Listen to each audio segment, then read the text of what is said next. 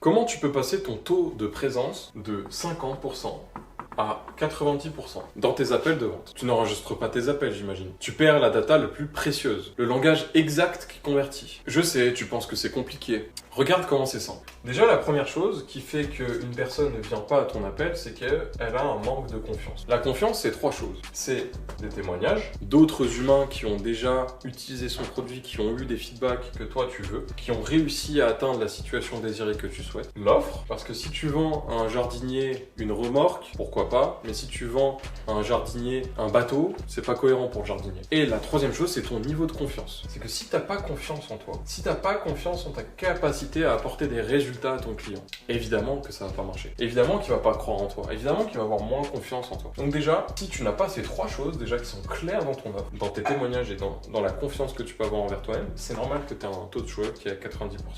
Maintenant, techniquement parlant, ça donne quoi? Les témoignages, tu les envoies avant ton appel. Tu lui dis, ok, regarde mes témoignages, super important, sinon je vais pas forcément accepter l'appel. Tu vas également lui donner une vidéo de maturation. Cette maturation va pouvoir maturer, endocriner la personne en lien avec sa problématique. Donc du coup, tu lui envoies le témoignage et t'envoies la vidéo de maturation avant l'appel. Très important, avant de confirmer un rendez-vous, tu poses ces deux questions. Quel est l'intérêt que tu portes à cet appel? Et la deuxième question, qu'est-ce que tu fais d'habitude à cette heure? Si la personne ne voit pas l'intérêt de venir à l'appel, elle va pas venir. Si la personne fait quelque chose à cette heure-là, qui est une habitude pour elle, récupérer les enfants, aller au sport, reprogramme l'appel. Et donc du coup, ça, c'est les clés pour te permettre d'avoir 70%.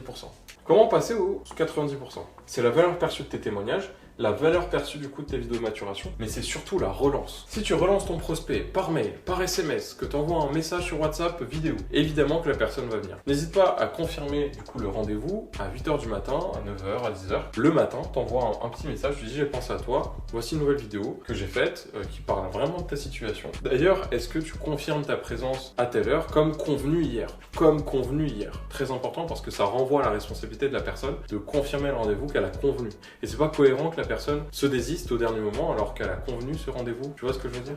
Donc, pour avoir précisément le framework, commande Claude et je te l'envoie.